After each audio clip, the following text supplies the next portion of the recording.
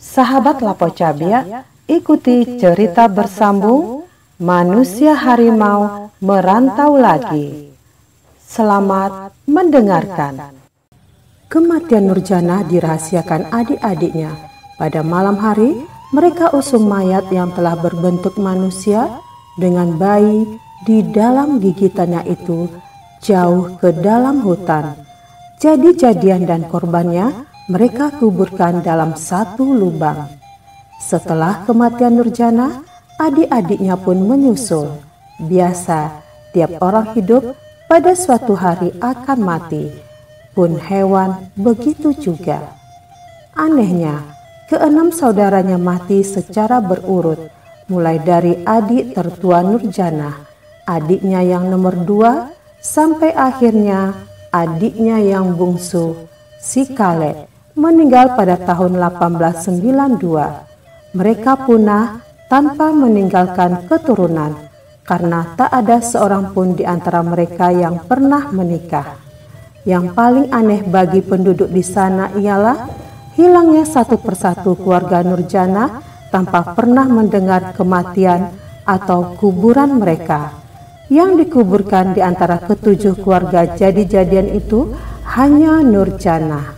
Saudara-saudaranya semua pergi ke kuburan kakaknya ketika merasa hidup mereka akan berakhir. Sebelum mati, menggali lubang sendiri, masuk ke dalamnya, menunggu kedatangan si pencabut nyawa. Tidak ada yang menimbuni dengan tanah. Daging mayat hancur mengikuti perjalanan waktu oleh terik matahari atau genangan air hujan, dan akhirnya tertutup juga oleh lumpur dan kayu-kayuan. Setelah menceritakan semua itu, Raja Tigor berkata, "Jadi ketujuh-tujuhnya mereka dikubur dan menguburkan diri di sini. Kayu seperti ini tidak ada di tempat lain. Tak ada tukang penebang kayu yang berani menyentuhnya. Dekat saja mereka tak berani." Dan apa yang diceritakan oleh Raja Tigor memang benar. Tiap orang kampung atau penebang kayu yang sampai ke sana merasa kepanasan, bagaikan di sana ada api besar menyala-nyala. Tetapi oleh mantra Raja Tigor dan Jalubuk, mereka tidak merasakan hawa panas itu. "Kita ziarahi mereka yang bernasib malang," kata Raja Tigor. "Ya, nasib mereka semalang nasib kami," kata Jalubuk. Erwin terharu karena ia pun mempunyai penentuan seperti ayah dan kakeknya. "Masih juga kau mau menuntut ilmu di kampung kami?" tanya Raja Tigor kepada Ki Ampuh. "Mengapa kau tanya begitu? Mungkin kau juga harus disumpah untuk menjadi manusia harimau atau jadi-jadian, seperti mereka yang mengubur diri di sini," kata Jalubuk. "Untuk ketinggian ilmu, sumpah apapun aku mau," kata Ki Ampuh, yang masih saja seperti dulu, bicara atau menjawab tanpa berpikir. Walaupun semuanya ada 7 kuburan, namun hanya ada satu batu nisan dari batu biasa, lonjong agak panjang, yang 6 tidak bernisan karena mengubur diri sendiri. Tetapi di bawah pohon-pohon piganta itu, anehnya, ada 6 pohon bunga raya. Semuanya berkembang merah. Tidak dapat dijelaskan mengapa demikian. Kata Raja Tigor, batu nisan dan ke-6 pohon bunga raya inilah tanda kuburan Nurjana dan saudara-saudaranya. Berkata Raja Tigor, "Kawan-kawan, kami datang ziarah. Rasanya kita ini masih bersaudara, walaupun tidak seibu dan seayah. Kita senasib, tidak pernah mencicipi ketenangan sejati di dalam hidup, karena kita lain daripada mereka yang ditakdirkan jadi manusia wajar, bukan harimau, bukan jadi-jadian.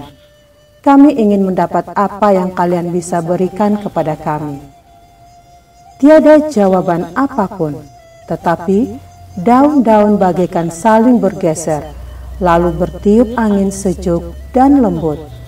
Kemudian terdengar suara itu, tenang, jelas. "Sudah 3 kali kau datang menziarahi kami, Raja Tigor. Kali ini beramai-ramai. Kami merasa bahagia, karena ada juga orang mengenang kami. Tetapi sayang, tidak ada satu apapun yang dapat kami berikan. Kami tidak pernah mempunyai apa-apa. Namun demikian, kami menasehatimu, anak dan cucumu, agar berhati-hati di dalam menempuh hidup. Sebagian terbesar manusia mempunyai sifat lancung. Ada kawan menggunting dalam lipatan. Ada senjata pemberian yang memakan orang yang memberi." Semua peziarah menganggap nasihat itu sesuatu yang wajar. Tak terlintas pikiran lain daripada itu. Setelah mengucapkan terima kasih dan selamat tinggal, mereka meneruskan perjalanan. Masih berjalan kaki sehingga sampai ke suatu desa dari mana mereka bisa berkuda ke pinggir jalan raya untuk mendapatkan bis. Dan mereka yang punya piaraan harimau serta bisa berubah atau mengubah diri menjadi harimau, kini bersama manusia lainnya dalam sebuah kendaraan. Dalam hati ketiga makhluk itu berdoa agar janganlah sampai terjadi sesuatu sehingga bis sampai di kota Padang. Tetapi di pertengahan perjalanan, Erwin merasa gelisah. Seorang wanita muda penumpang bis itu selalu memandangi dia, bagaikan menyelidiki. Erwin coba mengingat-ingat, apakah orang ini temannya sekolah dulu atau tetangga di kampung. Tidak, ia tidak mengenalnya. Erwin juga merasa suatu perubahan menyelinap ke dalam dirinya. Dia jadi sangat takut. Apakah ia akan menjadi harimau di tengah orang banyak dalam kendaraan itu? Kalau ini sampai terjadi, pasti satu bis panik dan bis akan masuk jurang. Karena supir pun tentu akan terkejut serta ketakutan. Dalam hal yang demikian, maka berpuluh-puluh orang akan mati. Erwin berbisik pada ayahnya, "Ayah, aku takut." "Shh, nanti didengar orang," kata Jalubuk. "Tetapi ada pertanda. Mohonlah dengan kusuk, ini di dalam bis." Erwin memohon dengan sebulat hati dan harapan. Perasaan yang menakutkan itu melenyap. Tak ada seorang pun penumpang bis yang normal, termasuk Ki Ampuh, mengetahui apa yang nyaris terjadi. Kalau sampai kejadian, mungkin Ki Ampuh juga akan mati di jurang, daerah Kerinci. Buyarlah maksudnya untuk mempertinggi ilmu gaib di Sumatera. Di mana bis berhenti untuk memberi kesempatan makan pada para penumpang. Keempat orang itu ikut juga makan. Akhirnya, bis masuk kota Padang dengan tiada kejadian yang tak diharapkan. Bedanya antara penumpang-penumpang biasa dengan ketiga manusia harimau itu ialah mereka tidak merasa lelah sedikit pun, sedangkan penumpang lain benar-benar keletihan. Tetapi tanpa diduga, Raja Tigor, Jalubuk, Erwin, bahkan Ki Ampuh terkejut, bagaikan tidak percaya akan apa yang mereka lihat. Di sana berdiri dan mengulurkan tangan seorang manusia yang telah tiada dan dikuburkan di Kebayoran Lama Jakarta.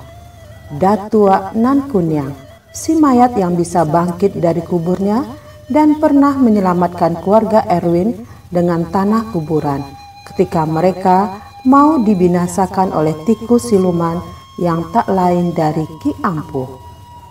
Bagaimana bisa begitu? Datuk Nan Kuniang telah lebih dulu sampai. "Ini negeriku, aku akan menemani kalian," kata Datuk Nan Kuniang. "Di sini banyak orang pandai. Kalau ada di antara mereka tahu siapa kita ini, kita bisa ditelanjangi."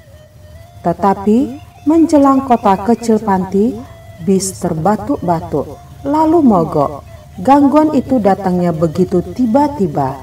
Kalau diperhatikan bahwa sejak dari Padang, kendaraan itu berjalan lancar. Supir pun merasa heran. Kenek segera membuka kap mesin. Supir memeriksa apa gerangan yang menyala. Tak bersua. Hari sudah senja kala itu.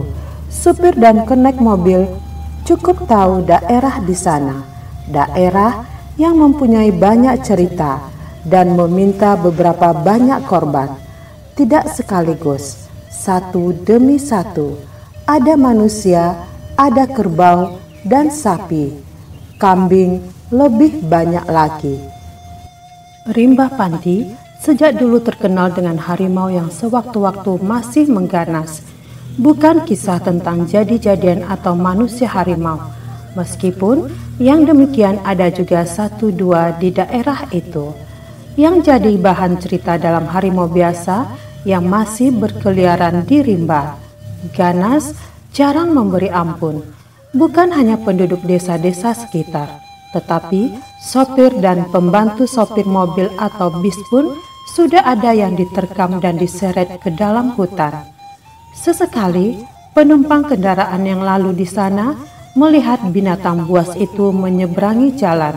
Ada yang tunggal, ada yang dengan anak-anaknya. Yang tersebut belakangan ini selalu lebih ganas. "Perasaanku tidak enak, Bir," kata sopir kepada keneknya. "Jangan udah berkata begitu, aku jadi lebih takut. Aku pun merasa kurang tenang," jawab Zubir.